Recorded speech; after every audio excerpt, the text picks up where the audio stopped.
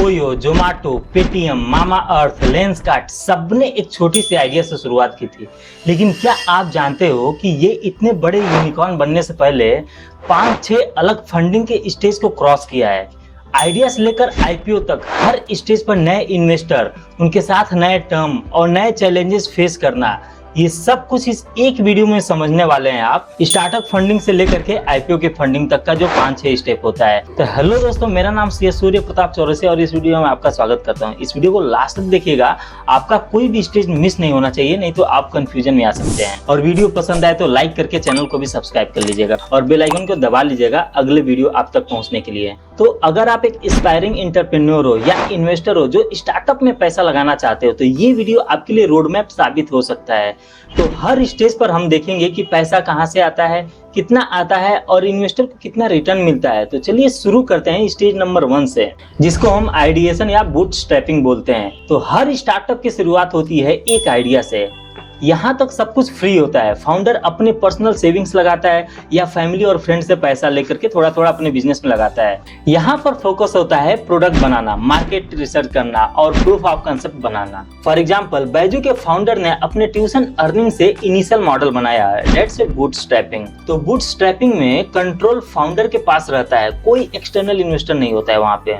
दूसरा स्टेज होता है प्री सीड या सीड फंडिंग। अब आपका प्रोडक्ट बन गया है, अब चाहिए आपको मार्केट टेस्ट करने के लिए पैसा, और यहाँ आता है सीड फंडिंग का स्टेज। तो इस स्टेज पर इन्वेस्टर होते हैं एंजल इन्वेस्टर, जैसे इंक्यूबेटर, एक्सीलरेटर प्रोग्राम्स, और ये पैसा मिलता है इक्विटी के बदले। तो यूजुअली 10 लाख से 2 करोड़ तक का भी पैसा मिल सकता है।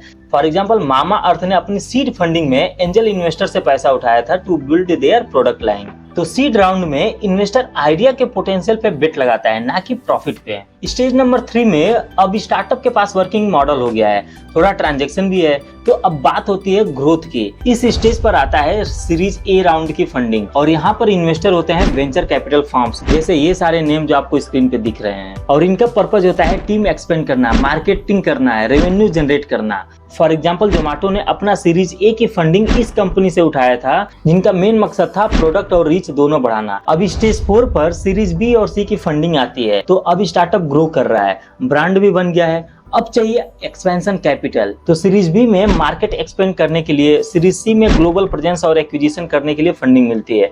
तो यहाँ पर इन्वेस्टमेंट आपको 50 करोड़ से एबव मिल सकता है। फॉर एग्जांपल, स्विगी ने अपनी सीरीज बी और सी की फंडिंग इस वेंचर कैपिटल फर्म से उठाया था।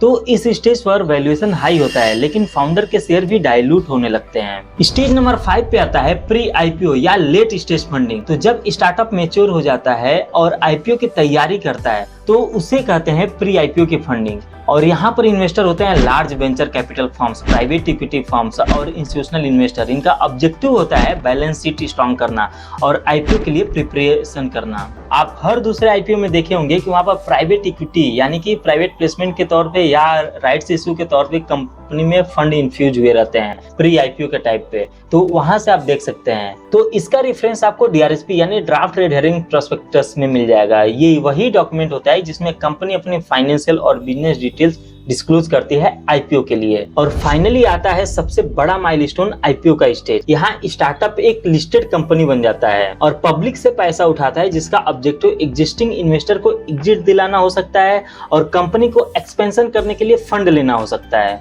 तो आईपीओ के लिए कंपनी आरएचपी यानी रेड हेरिंग प्रोस्पेक्टस फाइल करती है। ये फाइनल वर्जन होता है डीआरएसपी का। अब एक इंटरेस्टिंग बात आती है कि हर फंडिंग राउंड के साथ में वैल्यूएशन कैसे बढ़ जाता है। सीड स्टेज पे 5 to 10 करोड़, सीरीज ए में 50 to 100 करोड़, सीरीज बी में 300 to 500 करोड़ तक का, प्री सीरीज में 2000 करोड़ से ज्यादा, आईपीओ में 5000 करोड़ से ज्यादा। और ये ग्रोथ मिलती है कंपनी के रेवेन्यू और इन्वेस्टर के ट्रस्ट, इन दोनों पे डिसाइड होती है। फॉर एग्जांपल, मामा अर्थ ने 25 करोड़ के वैल्यूएशन से आईपीओ के टाइम पे 10,000 करोड़ तक पहुंच गई थी। इन्वेस्टर के लिए ये सबसे एक्साइटिंग जर्नी होती है। अर्ली स्टेज रिस्क ज्यादा होता है, पर रिटर्न भी 100x तक का मिलने का चांस हो सकता है।